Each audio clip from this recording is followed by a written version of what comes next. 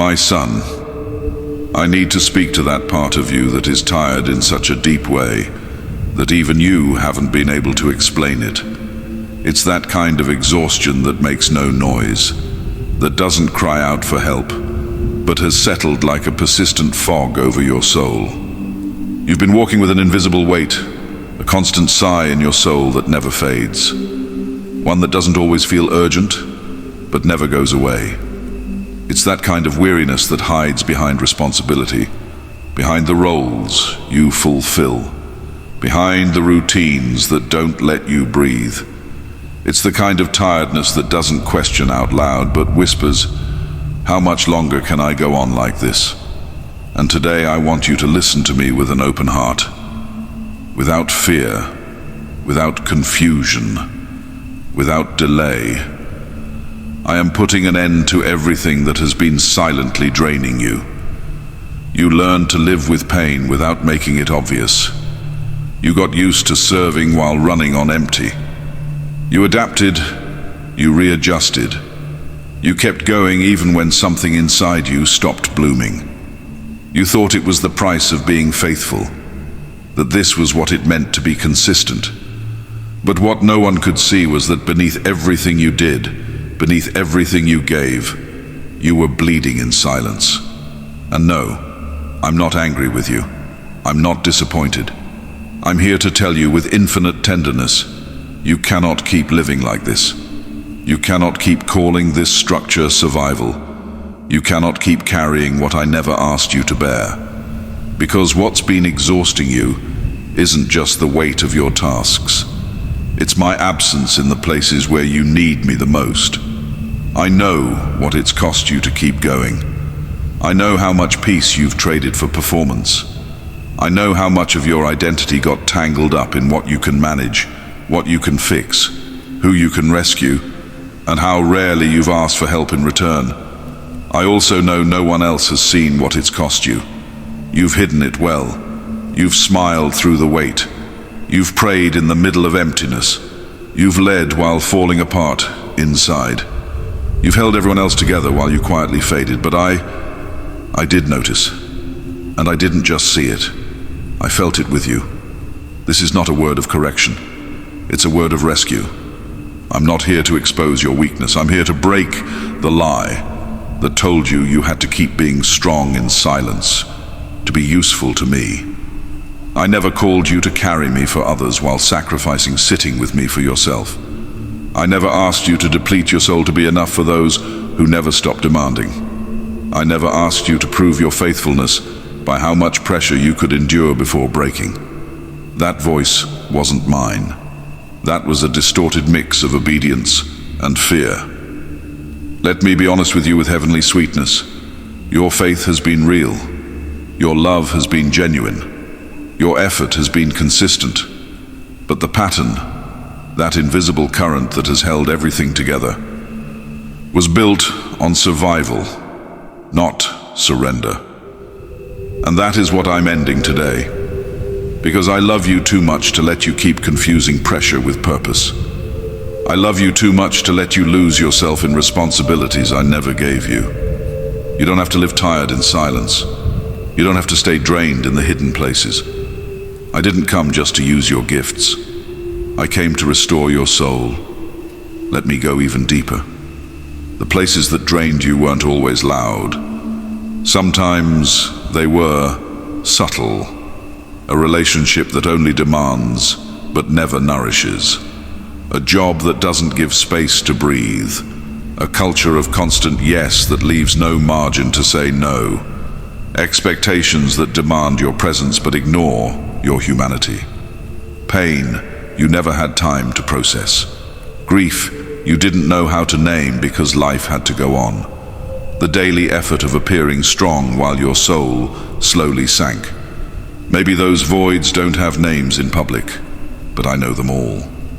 And now I'm placing my hand on each one, not to shame you, but to tell you with tenderness, enough. Enough pretending this is normal. Enough believing this is how it has to be. Enough placing your calling above your care. Enough thinking that being needed is the same as being loved. It's not.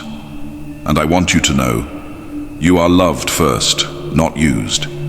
I'm not drawing near to assign you more tasks. I'm drawing near to recover what you lost in the name of endurance. This is a confrontation, yes, but not with guilt, with truth. The reason you're tired is not because you're failing. It's because you've been fighting battles I never asked you to fight. Expectations, perfectionism, fear of letting people down. That inner voice that says, if I stop, everything falls apart. I don't need anyone. I can do this alone. Today I break each one of those chains, because they didn't just drain you, they distorted how you see me. They made me look like a taskmaster, but I am your father, and today I'm not here to demand more of you. I'm here to heal you. You don't need to do one more thing to deserve this healing. You don't have to complete the next task to rest. You don't need a perfect reason to feel exhausted. You just need to bring me you, the tired you, the overwhelmed you, the you that still functions, but is struggling inside, the you that hasn't had a place to fall apart.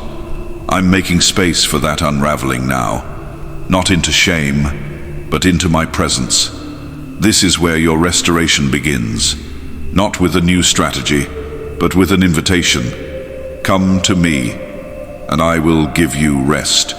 Not surface-level rest, soul rest, the kind that silences the pressure, that heals the fatigue, that teaches you to live again, full, free, whole. I'm not just interrupting the drain, I'm ending it. Now that I've begun to lift the weight you thought you'd have to carry forever, I want to speak directly to your heart, not to the you that has learned to smile, but to your core. The one that's felt ignored, stretched thin, voiceless, always trying to hold it all together. You've learned to be strong for others, to serve faithfully, to be dependable, even when your soul was unraveling. But hear me clearly. You're not failing because you're tired. You're not weak for feeling the weight of it all.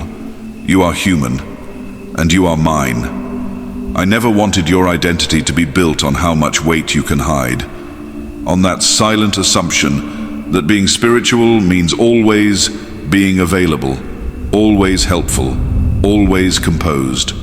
What I see is that you've been available to everyone except yourself, and sometimes even less to me, not because you don't love me, but because you thought I only wanted the version of you ready to go. But now I speak to that part of you that has whispered, I can't do this anymore. And I tell you, you don't have to keep going like this. You've loved, you've served, you've endured.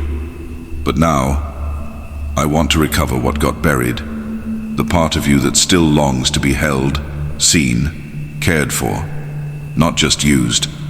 I didn't choose you for what you could produce. I chose you because you are precious to me. I'm not lifting you up because you earned it through exhaustion. I'm rescuing you from the rhythms that nearly stole your joy. I'm not sending you back to the cycle of survival. I'm calling you to a new path, the restoration of your soul. I know the vows you've made inside. If I don't do it, no one will. If I stop, everything will fall apart. I'm strong, I'll keep going. But those are not truths. They are voices of unhealed burdens, of learned patterns, of an identity based on performance, not presence. I never asked you to be strong for everyone. I never called you to carry what I didn't place on your shoulders, and I certainly never asked you to prove your worth through pressure. That voice wasn't mine, but now I speak, and I speak to set you free. This is what I see. I see the child who just wanted to be seen for who he was, not for what he could do. I see the adult who learned not to ask for help because it never came. I see the servant who gave grace, love, and truth to others, not knowing if anyone would give it back. I see the leader who never stopped showing up, even when no one saw the cost. And I have honored every tear you've cried in silence, every act of strength in the storm, every prayer when hope was scarce. You thought no one noticed, but I did. And today I tell you, you are worth more than your productivity. You are not just worthy of recognition, you are worthy of restoration. You are worthy of peace that doesn't come wrapped in guilt. You are not just called, you are cared for. And I'm not just asking you to lay down the weight. I'm asking you to let me carry you. It's not time to return to the work. It's not time to return to the schedule. It's time to return to me. No list, no plan, just you. Come, sit again. Let me speak over the real you, the unmasked you, the effortless you, the unpressured you. Let me whisper, you don't have to be strong right now. Let me wash away the pressure. Silence the inner critic. Remind you that your soul is not a machine. It is my dwelling place. And in my presence, you will rediscover your worth. Not because of what you give me, but because you are mine. You will discover that I delight in you, even when you're doing nothing useful. And from that place, from that awareness, everything will change. Because you will no longer be managing exhaustion and calling it service. You will no longer confuse obedience with depletion. You will be living from communion. So here is my call, gentle and eternal. Return to me, not as a leader, not as a servant, but as a son. Come, breathe again, cry if you need to. Bring me the you who's afraid to stop. Let me sit with the part of you that has never been cared for. You don't need to fake the healing. You don't need to rush the recovery. You just need to be honest. And just as you are, I will find you.